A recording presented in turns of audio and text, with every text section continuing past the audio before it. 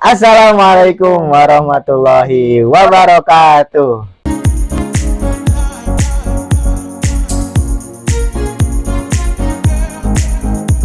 Ketemu lagi sama saya Ujang Kasep. Saya Bu Haji. Ya, ya Bu Haji, di video yang sekarang nih ada pertanyaan yang sedikit banyaknya meresahkan lagi, gitu. Keresahan lagi. Lagi.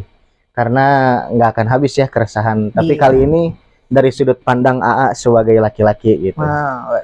Jadi kan kalau misalnya dulu ya di video awal-awal terkait tentang bagaimana mempersiapkan pernikahan, bagaimana kita harusnya ketika sudah sebelum atau sesudah menikahnya. Tapi ini lebih dari itu, di kondisi sekarang nih kan baik laki-laki ataupun perempuan yang sudah menikah itu memiliki perannya masing-masing gitu.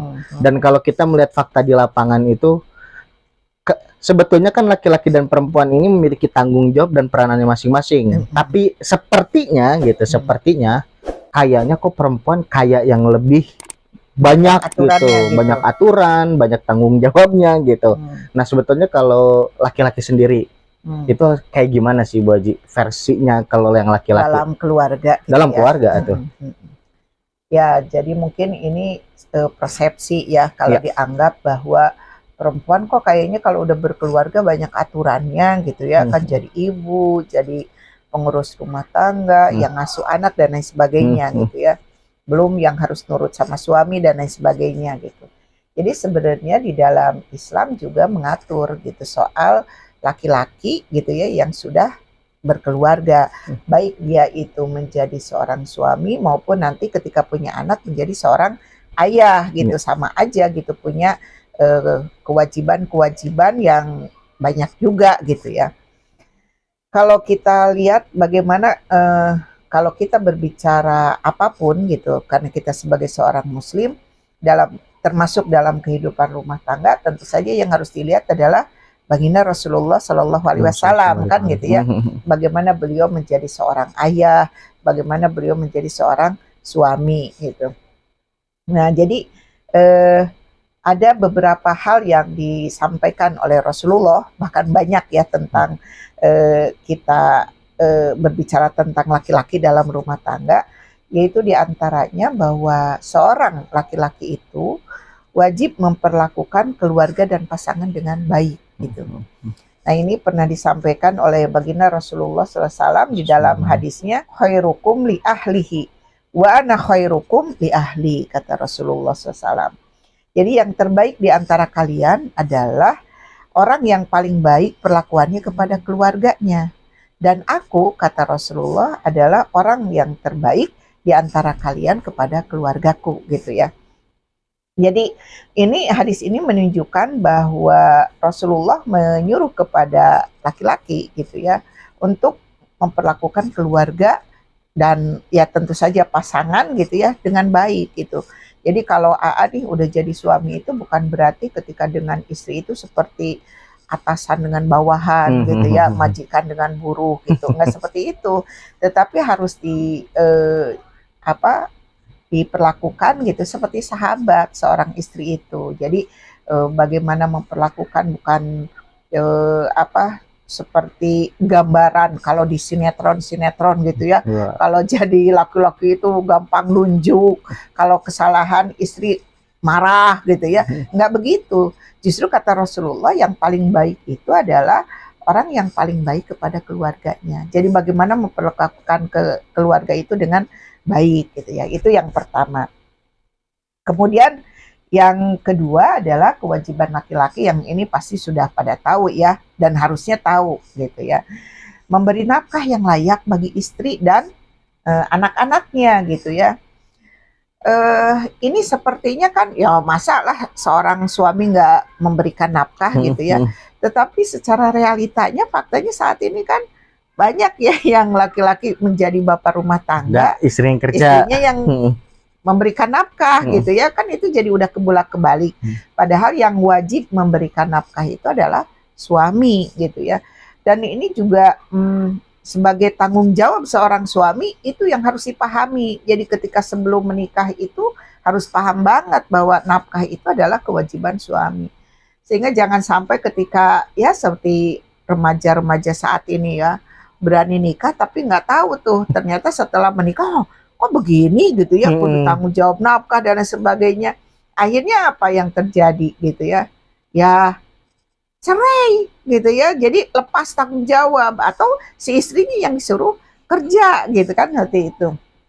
Nah, ini sangat jelas sekali ini tentang ini ya di dalam Al-Qur'an, di dalam surat Al-Baqarah ayat 233 gitu ya.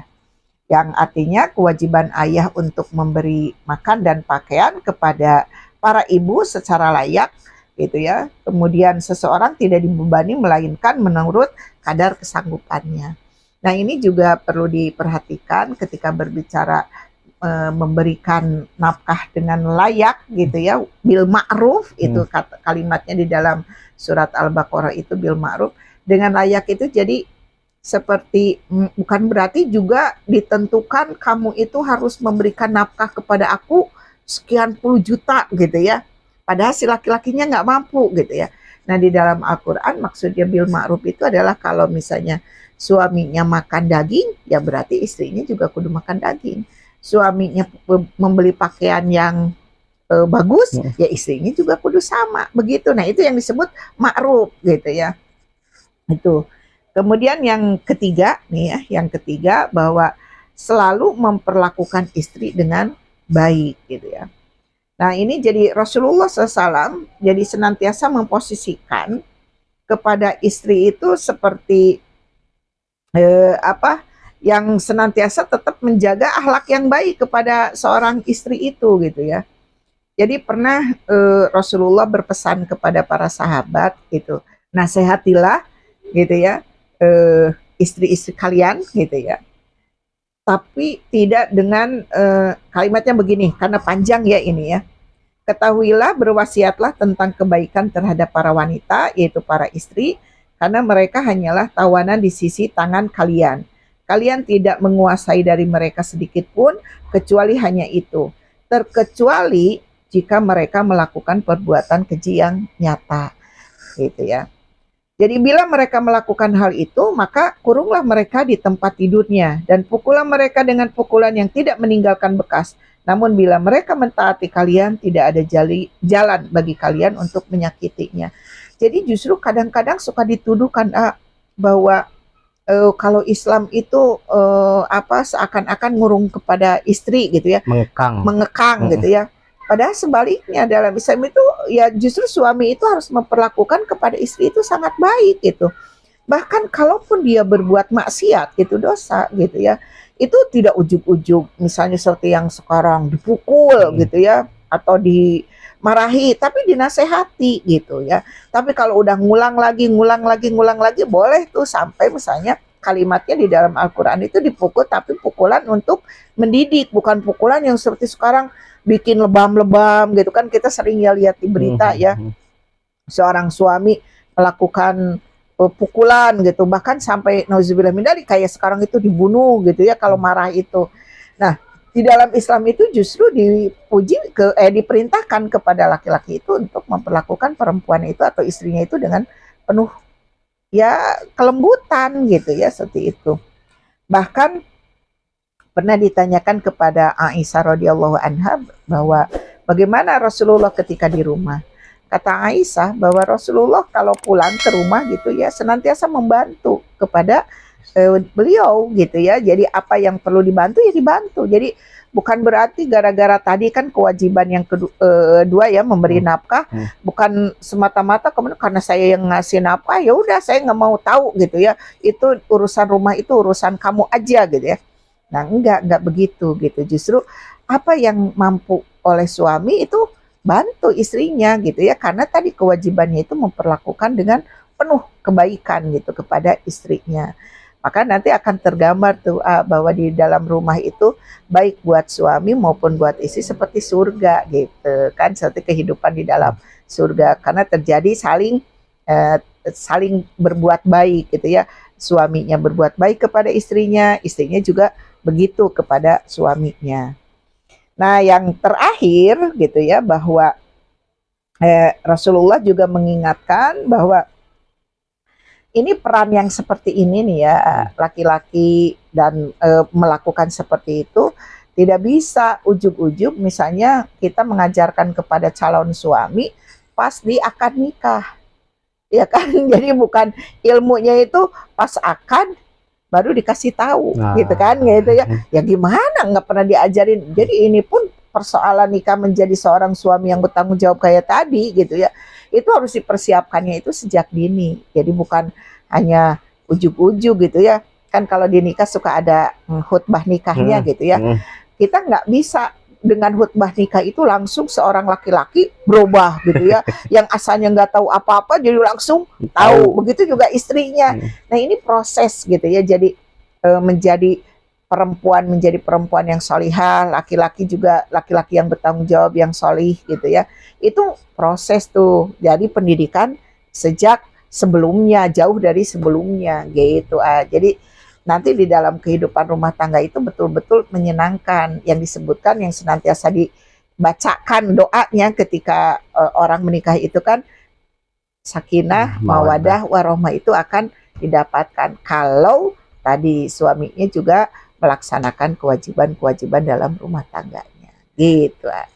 Tapi kan itu tadi kondisi yang terakhir itu mempersiapkan sebelumnya. Kalau ternyata faktanya yang sekarang ada itu mereka jauh-jauh hari tidak mempersiapkan itu dan baru mau melakukan itu pas setelah akad, itu gimana tuh? ya berarti kan sebetulnya kan dibilang telat ya telat gitu ya, baru ini baru menikah baru loh kok ternyata kehidupan rumah tangga itu begini gitu ya. Ya berarti kudu nuntut ilmu. Jadi walaupun sudah berumah tangga, maka berarti istrinya juga kudu nuntut ilmu. Sebenarnya istrinya itu kan kewajiban suami itu ngedidik ya. Tapi kalau suaminya juga nggak tahu ilmunya gimana? Berarti harus saling dukung. Mungkin suaminya tuh mengizinkan istrinya untuk menuntut ilmu. Kayak kalau sekarang kan majlis-majlis ilmu buat perempuan itu majlis taklim gitu ya. Itu harus didorong tuh, diberikan izin, karena istri kan nggak boleh keluar kalau tanpa izin suami. Betul. Makanya harus diberikan izin supaya dia juga bisa mendidik anaknya. Si suami juga supaya dia itu selama menjadi suami itu berpahala gitu ya, beribadah, kudu juga nuntut ilmu. Jadi di sela-sela mungkin kan saya udah mencari nafkah gitu ya, udah capek gitu. Tapi tetap kewajiban menuntut ilmunya tidak akan pernah bisa tergantikan dengan dia mencari nafkah. Karena apa? Menjadi suami itu menjadi pemimpin, kan menjadi qawwam. Nah kalau qawwam itu bertanggung jawab akan keseluruhannya, baik kepada istrinya, kepada anaknya. Jadi kalau nanti istrinya nggak bisa ngedidik kepada anaknya, tuh tanggung jawab suaminya. Berarti nggak bisa ngedidik. Maka penting kan kudu belajar. Jadi kudu belajar lagi nih hakikat rumah tangga itu kudunya seperti apa gitu. Yang berarti kan secara kesimpulan garis besarnya kan ini kita mengambil dari sudut pandang lelaki, tapi pada faktanya tidak hanya lelaki juga, tidak hanya lelaki yang harus bersikap seperti itu atau yang belajar seperti itu, perempuan pun sama kan. Jadi saling gitu berkolaborasi. Ya sama-sama belajar. Makanya perempuan juga sebelum nikah harus sudah dipersiapkan. Jadi kayak misalnya AA nanti ya insya Allah punya anak. Kalau punya anak perempuan, persiapkan anak perempuan AA itu nantinya bakal jadi seorang istri, bakal jadi seorang ibu rumah tangga. Nah supaya nanti ketika dia masuk ke dalam masaknya gitu ya, dia berumah tangga, udah dipersiapkan tuh dari jauh-jauh gitu ya. Jadi nggak gelagapan. Sekarang kan banyak perempuan nih nikahnya semangat, ternyata begitu punya anak, kok begini gitu ya, kaget. Belum lagi ditangisi anaknya ya kan, belum lagi misalnya nih menemukan anak yang rewel, belum lagi gimana caranya nih, nggak tahu bagaimana, mana yang lapar, mana yang anaknya sakit, mana yang ternyata itu kalau kita tidak belajar dulu gitu, itu kan stres tuh. Gimana ini? Makanya kan banyak kejadian kenapa misalnya seorang ibu maupun seorang ayah nih begitu punya anak gitu, jadi malah pada stres. Si anaknya yang jadi korban, karena yang paling lemah kan anak gitu, jadi korban. Nah ini akibat dari apa? Nggak mempersiapkan bagaimana jadi ibu, jadi ayah. Nah begitu juga bisa jadi seorang laki-laki nggak pernah dipersiapkan. Jadi ketika punya anak itu bingung. diapain nih Iya. gitu kan gitu ya, karena namanya juga bayi gitu kan, ya nggak bisa kita ajak bicara seperti ke orang dewasa gitu. Tapi kalau udah dipersiapkan, jadi dia udah siap, oh bagaimana tuh punya anak ini harus bagaimana dari mulai usia. Nah nantilah kita bahas ya. Iya.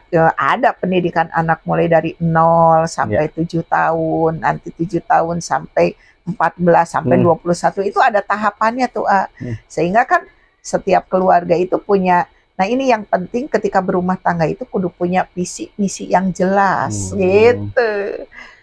Udah gitu dulu aja terkait visi misi usia anak, kita lanjutin ya, aja di video selanjutnya. Biar episodenya berlanjut. Karena persoalan rumah tangga itu tidak hanya seujung kuku aja, masih banyak lagi yang bukan lainnya. hanya makan gitu ya. Iya, makanya. Gitu dulu teman-teman di video kali ini, kita lanjut di video yang selanjutnya. Doain aja biar kitanya sehat terus, biar bisa bikin video terus. Tapi ini sekali lagi nih dilihat nih, ini yang ini nih, yang ini dilihat. Coba tolong yang belum subscribe dulu. Kita ketemu lagi di video selanjutnya. Jangan lupa juga buat subscribe ya di bawah, subscribe. Jangan lupa buat like, share. Jangan lupa juga buat share. Nah, biar videonya semakin banyak yang nonton. Kita ketemu lagi di video selanjutnya. Saya Ujang Kasep. Dan saya Bu Haji. Kita pamit undur diri. Wassalamualaikum warahmatullahi wabarakatuh.